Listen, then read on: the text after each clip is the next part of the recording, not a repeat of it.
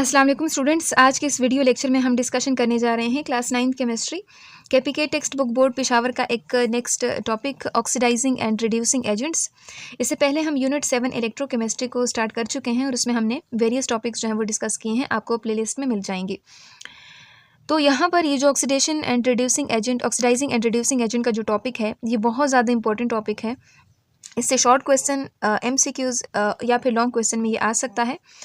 तो सबसे पहले आप लोगों के जो स्टूडेंट जो बोर्ड के एग्ज़ाम की तैयारी कर रहे हैं उसके लिए तो बहुत ज़्यादा इंपॉर्टेंट है, क्योंकि हर पेपर में ये रिपीट हो चुका है। ठीक है, आप जो भी पेपर उठाएंगे तो उसमें ये रिपीट क्वेश्चन है। ठीक है, उसके बाद अगर आप SST बायोकेमिस्ट्री की तैयारी कर रहे हैं, जो अभी पोस्ट एडवर्टाइज हुई हैं KPK पब्लिक सर्विस कमीशन की तरफ से, तो उसके लिए भी ये इंपॉर्टेंट टॉपिक है। यहाँ से भी MCQs जो हैं वो बन सकते हैं।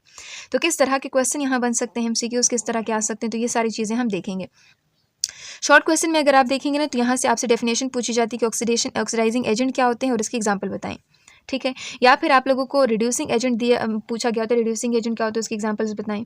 या फिर इस तरह से एक इक्वेशन आपको दिया होता है, उसमें से आप लोगों को बताना होता है कि कौन सा सब्सटेंस जो है वो एज ऑक्सीडाइजिंग एजेंट काम कर रहा है और कौन सा सब्सटेंस जो है वो एज ए रिड्यूसिंग एजेंट काम कर रहा है। या फिर अगर आपके MCQs के हवाले से देखा जाए तो आपको 4 ऑप्शन दिए होते हैं। 4 ऑप्शन में एक ऑप्शन जो होते हैं वो ऑक्सीडाइजिंग एजेंट होते हैं, बाकी 3 जो होते हैं वो रिड्यूसिंग एजेंट होते हैं। या फिर इसके उल्टा, यानी 3 ऑप्शन जो है वो ऑक्सीडाइजिंग एजेंट, एक रिड्यूसिंग। तो उसमें से आप लोगों को बताना होता है कि कौन सा सब्सटेंस जो है वो ऑक्सीडाइजिंग एजेंट है या फिर कौन सा सब्सटेंस जो है वो रिड्यूसिंग एजेंट है। तो ये बहुत ज़्यादा इंपॉर्टेंट टॉपिक है इस हवाले से। तो चलिए शुरू करते हैं, इसकी डेफिनेशन के बारे में यहाँ पे देखते हैं। एजेंट को सबसे पहले समझते हैं, ऑक्सीडाइजिंग एजेंट क्या होते हैं। एजेंट यानी जैसे आप कहते हैं ना, आमतौर पर अपनी डेली लाइफ में आप नाम सुनते हैं ट्रैवल एजेंट।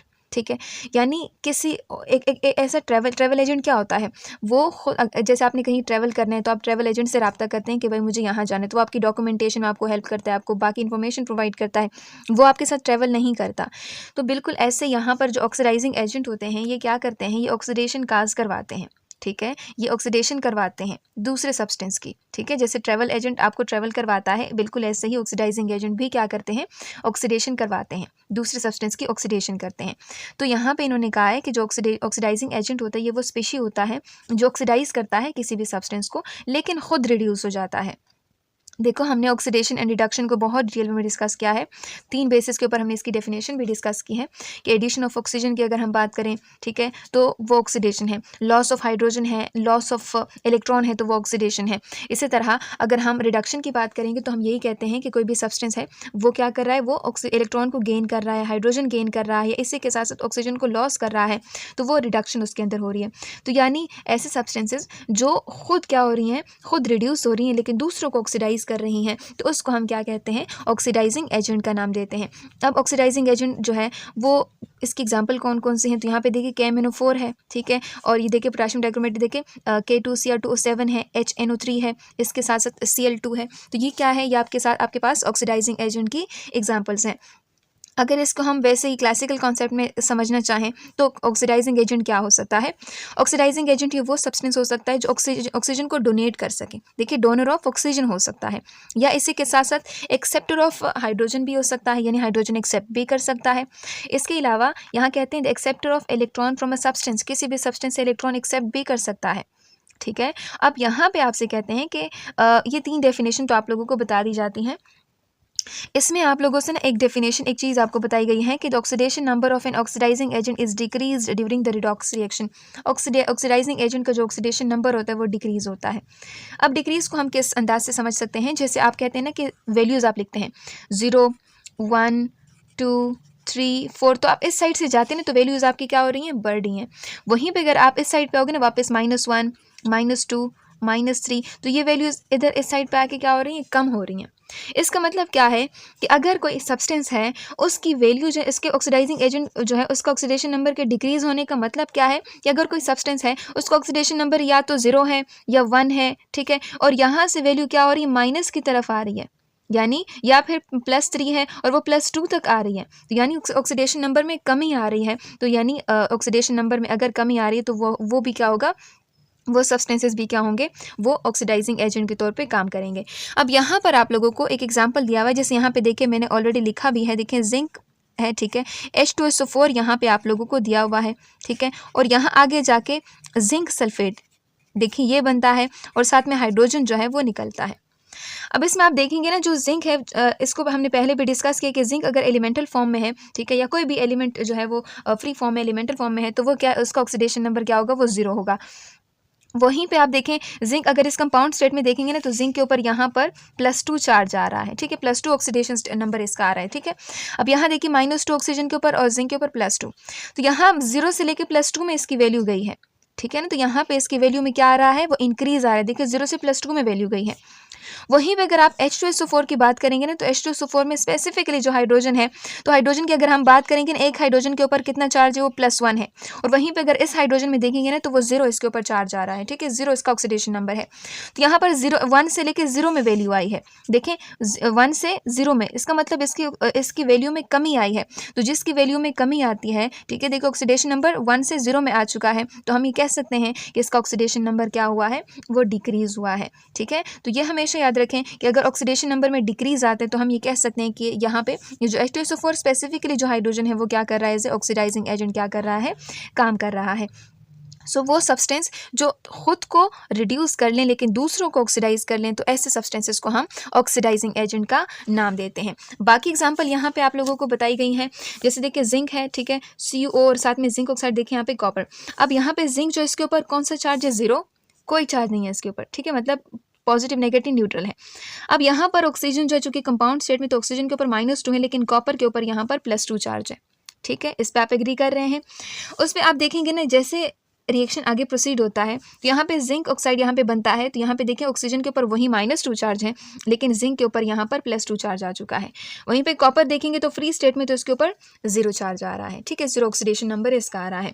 इसका मतलब कि यहाँ पे जिंक जो है उसमें 0 से लेके +2 में जा चुका है, 0 से +2 में जा चुका है, इसका मतलब इसकी ऑक्सीडेशन हुई है, ठीक है।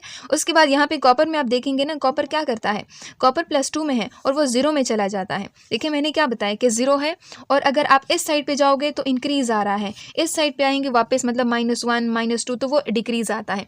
तो इसमें आप देखेंगे +2 से 0 में आ चुका है, ठीक है। तो यहाँ पे देखिए +2 से वो 0 में आ चुका है, इसका मतलब वो रिवर्स डायरेक्शन में आया है, तो इसमें इसका जो ऑक्सीडेशन नंबर है उसमें क्या आया है, डिक्रीज आया है। तो हम ये कह सकते हैं कि यहाँ पर कहते हैं there is decrease in the oxidation number of Cu from +2 to 0। So जो यहाँ पे CuO है, ये किस चीज़ के तौर पे काम कर रहा है, एज ए ऑक्सीडाइजिंग एजेंट के तौर पे काम कर रहा है। तो यहाँ पर हमने फौरन स्पॉट कर लिया ये क्या है, एज ए ऑक्सीडाइजिंग एजेंट काम करता है। इसी तरह हम दूसरी एग्जांपल देखते हैं, जिंक, यहाँ पे स्टेनम देखें तो ये क्या कर रहा है, Sn+2 है, Cl2 है। अब यहाँ चूंकि फ्री स्टेट में Cl, तो इसके ऊपर 0 चार्ज है, 0 ऑक्सीडेशन नंबर, और यहाँ पे Sn के ऊपर +2 चार्ज है, ठीक है। अब यहाँ पे जो Sn है वो +4 में आ चुका है, ठीक है ना, और ये Cl माइनस में आ चुका है। मैंने क्या बताया था कि 0 1 2 3 इस साइड पे जाएंगे तो वैल्यूज़ बढ़ती हैं, अगर हम -1 -2 -3 इस साइड पे आएंगे तो वैल्यूज़ कम होती हैं। तो इसमें आप देखें जो Sn है इसके ऊपर +2 चार्ज है, Sn के ऊपर +2 चार्ज है, तो इसमें देखिए +2 से वो +4 में आ चुका है, तो इसका मतलब यहाँ पे देखें वो 4 में आ चुका है, +2 से 4 में आ चुका है, तो इसमें इंक्रीज़ आया है।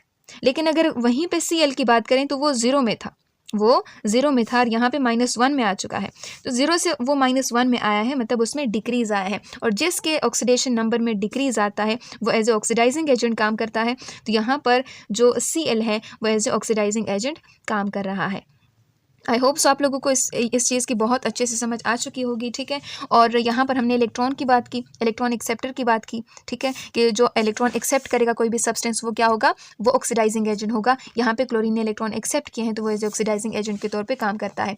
इसी तरह अगर हम ऑक्सीजन की लॉस की बात करेंगे, कोई भी सब्सटेंस जो है वो ऑक्सीजन लॉस कर रहा है, ठीक है, लेकिन दूसरा गेन कर रहा है, तो हम क्या कहेंगे, यहाँ पे हमने क्या कहा था कि डोनर ऑफ ऑक्सीजन है, यानी ऑक्सीजन जो है वो किसी को दे रहा है। तो उसमें आप देखिए ना, कॉपर ने ऑक्सीजन दिया है, तो इसका मतलब ये भी क्या किस चीज़ के तौर पे काम करता है, ऑक्सीडाइजिंग एजेंट के तौर पे काम करता है। अब बात करते हैं रिड्यूसिंग एजेंट की। रिड्यूसिंग एजेंट क्या होते हैं, ये वो एजेंट्स होते हैं जो क्या करते हैं, दूसरों को रिड्यूस करते हैं लेकिन खुद ऑक्सीडाइज हो जाते हैं, बिल्कुल इसके उलट। और ये इसकी एग्जांपल है, जैसे हमने ऑक्सीडाइजिंग एजेंट में कहा था ना कि ये ऑक्सीजन डोनेट करते हैं, दूसरों को देते हैं, ये क्या करते हैं, ऑक्सीजन एक्सेप्ट करते हैं।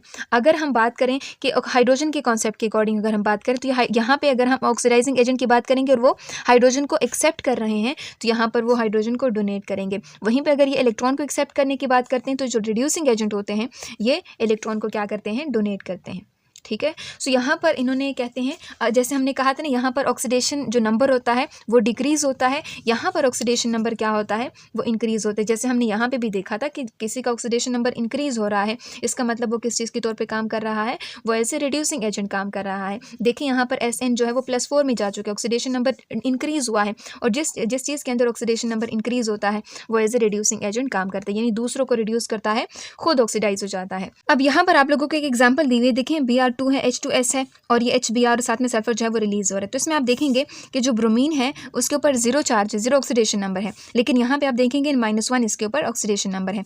सल्फर की बात करेंगे तो वो -2 है, और यहाँ पे वो 0 में आ चुका है। हमने क्या कहा था कि अगर वैल्यूज़ जो हैं वो 0, 1, 2, 3 और इस तरह -1, -2, -3 अगर वैल्यूज़ जो है वो इस साइड पे आती हैं, मतलब वैल्यूज़ में डिक्रीज़ आ रहा है, तो वो एज ए रिड्यूसिंग एजेंट के तौर पे काम करेगा।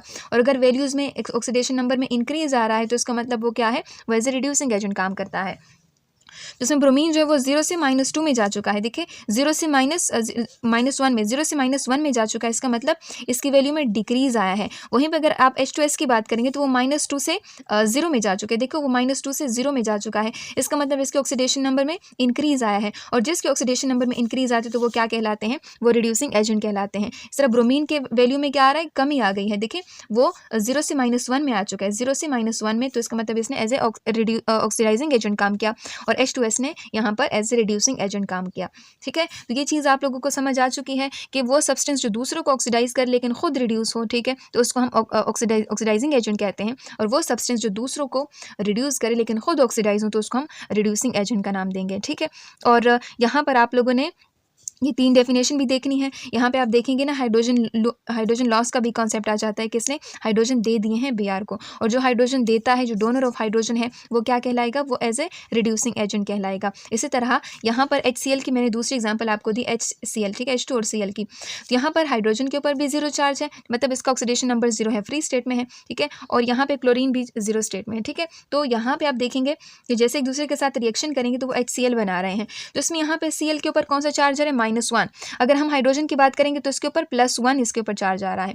तो हम ये कह सकते हैं कि जो Cl है उसकी वैल्यू 0 से -1 में जा चुकी है, 0 से -1 में जा चुकी है। तो और यहाँ पे अगर हम हाइड्रोजन की बात करेंगे तो वो 0 से +1 में जा चुका है। तो 0 से +1 में अगर गया है तो इसका मतलब इसकी ऑक्सीडेशन हुई है। ठीक है, यानी इसने इलेक्ट्रॉन लूज़ किया है। और अगर हम यहाँ पर Cl की बात करेंगे तो उसकी वैल्यू 0 से -1 में, 0 से -1, और अगर वैल्यू में डिक्रीज़ आ रहा है तो वो एज ए ऑक्सीडाइजिंग एजेंट काम कर रहा है। और अगर वैल्यूज़ में इंक्रीज़ आ रहा है, मतलब 0 से +1 में जा चुका और ये वैल्यू में इंक्रीज़ आ रहा है, तो इसका मतलब वो एज ए रिड्यूसिंग एजेंट काम कर रहा है। ठीक है, तो ये चीज़ आप लोग याद रखें। दूसरा यहाँ पर आप लोगों को एग्जाम्पल दी हुई है जो कि यहाँ से MCQs के हवाले से बहुत ज़्यादा इंपॉर्टेंट है। ये कहते हैं कि ऑक्सीडाइजिंग एजेंट और रिड्यूसिंग एजेंट क्या होते हैं। इसमें यहाँ पे ब्रोमीन है, Br2 है, ठीक है, इस तरह कार्बन है, और यहाँ पे Cl है। ये देखिए सारी एग्जाम्पल आपको दी हुई है। नॉन मेटल भी स्पेसिफिकली ऑक्सीडाइजिंग एजेंट के तौर पर काम करती है, सिवाय चंद देखे जैसे कि कार्बन है, हाइड्रोजन है, फॉस्फोरस है, सल्फर है। इनके अलावा बाकी जितने भी नॉन मेटल्स होते हैं वो एज ए ऑक्सीडाइजिंग एजेंट काम करते हैं। इसके अलावा अगर हम रिड्यूसिंग एजेंट की बात करेंगे तो देखिए रिड्यूसिंग एजेंट भी आपको बताई गई हैं। ठीक है, तो ये आप लोगों के MCQs के हवाले से इंपॉर्टेंट है। आपसे MCQs पूछा जाता है, 3 ये दिए गए होते हैं, एक इसमें से आपको क्लोरीन या फिर ब्रोमीन दिया होता है, फिर आपको बताना होता है कि कौन सा ऑक्सीडाइजिंग एजेंट है, या फिर आप लोगों को 3 इसमें से दिए होते हैं, एक इसमें से आपको बताया गया होता है, तो इसका मतलब आप लोगों ने फिर बताना है कि कौन सा सब्सटेंस जो है रिड्यूसिंग एजेंट काम करता है। ठीक है, अब इस तरह साइंटिफिक इन्फॉर्मेशन आपको बताई गई है। कहते हैं ozone is very strong oxidising agent. Ozone जो होता है वो भी ऑक्सीडाइजिंग एजेंट के तौर पे काम करते हैं। ओजोन का अगर मॉलिक्यूलर फार्मूला देखेंगे तो वो O3 उसका मॉलिक्यूलर फार्मूला है, और इसको कहते हैं used in manufacturing of डीकलराइजिंग agent. Decolourise का मतलब किसी चीज़ से कलर हटाना। ठीक है, डीकलराइज करना, कलराइज का मतलब कलर देना, और डीकलराइज का मतलब कलर हटा देना। ठीक है, और as a oxidant in organic material या फिर ऑर्गेनिक मटेरियल के तौर में एज ए ऑक्सीडेंट भी काम कर सकता है। कलराइजिंग एजेंट का मतलब क्या है, जितने भी ऑर्गेनिक सब्सटेंसेस होते हैं ना उसके अंदर डबल वेरियस तरह के double bond, carbon carbon double bond मौजूद होते हैं, और इसी कार्बन कार्बन डबल बॉन्ड की वजह से ये जो सब्सटेंसेस होती हैं कलर शो करते हैं। तो जब ये जो ओजोन होता है इनके साथ इनका रिएक्शन होता है तो ये क्या करता है, ये आगे जाते हैं और O2 में और साथ में एक ऑक्सीजन के अंदर क्या हो जाता है, स्प्लिट हो जाता है, और इस तरह से ये क्या करता है, इसके साथ एक तरह से रिएक्शन शो कर लेता है, ओज़ोन इसके साथ रिएक्शन करता है, रिएक्शन करने के बाद इसके अंदर डबल बॉन्ड जो थे वो ख़त्म हो जाते हैं। जब ये डबल बॉन्ड ख़त्म हो जाता है तो उसके अंदर जो कलर प्रोड्यूसिंग जो प्रॉपर्टीज़ है ना वो ख़त्म हो जाती हैं। तो वो चीज़ क्या हो जाती है, डिकलराइज़ हो जाती है, उसका उसमें कलर ख़त्म हो जाता है। इसी के साथ-साथ अगर आप देखें यहाँ पर ऑक्सीजन को यूज़ किया जा सकता है एज़ ए ऑक्सीडाइज़िंग एजेंट, ठीक है। हमने कहा था ना कि ऑक्सीजन एज़ ए ऑक्सीडाइज़िंग एजेंट के तौर पे काम कर रहा है। तो वो कैसे? कहते हैं at high temperature and pressure, temperature को हाई करेंगे, प्रेशर हाई करेंगे तो वो जो वेस्ट वाटर है उसके अंदर जो सब्सटेंसेस हैं, जो ऑर्गेनिक सब्सटेंसेस हैं उसको हम ख़त्म कर सकते हैं। अब कैसे? कि जो ऑक्सीजन होता है उसके यहाँ पे ऑर्गेनिक मैटर जैसे ग्लूकोज़ है फॉर एग्जांपल, जो भी चीज़ है, तो उसको हमने लिया है, ठीक है, उसके साथ ऑक्सीजन का रिएक्शन करवाया है हाई टेम्परेचर हाई प्रेशर के ऊपर। तो वो जो ऑक्सीजन होता है ये क्या करता है, रिएक्शन कर लेता है और यहाँ पर कार्बन डाइऑक्साइड की सिंथेसिस हो जाती है, साथ में यहाँ पर वाटर रिलीज़ हो जाता है। तो यहाँ पे देखिए जो ऑर्गेनिक मैटर होते हैं, वेस्ट वाटर के अंदर जो गंदा पानी होता है उससे जो ऑर्गेनिक मैटर होता है वो ईजिली रिमूव कर सकते हैं हम लोग, ठीक है। तो यहाँ पर जो ऑक्सीजन है, ओजोन है, उसको as a oxidising agent use किया जा सकता है। तो ये आप लोगों का ऑक्सीडाइजिंग एंड रिड्यूसिंग एजेंट का कॉन्सेप्ट हुआ कि कोई सब्सटेंस जो दूसरों को ऑक्सीडाइज कर लेकिन खुद रिड्यूस हो तो वो ऑक्सीडाइजिंग एजेंट कहलाता है। ये साथ में इसकी एग्जांपल आपकी आ जाती हैं। आप लोगों को वैल्यूज़ दी गई होती है, इस तरह के इक्वेशन दिए होते हैं, फिर आप लोगों ने बताना है कि ऑक्सीडेशन किस में हुई है, रिडक्शन किस में हुई है। तो फिर आप उसके बेसिस के ऊपर एक्सप्लेन करते हैं कि ये वाला सब्सटेंस जो है वो ऑक्सीडाइजिंग एजेंट है और दूसरा वाला जो है वो रिड्यूसिंग एजेंट है।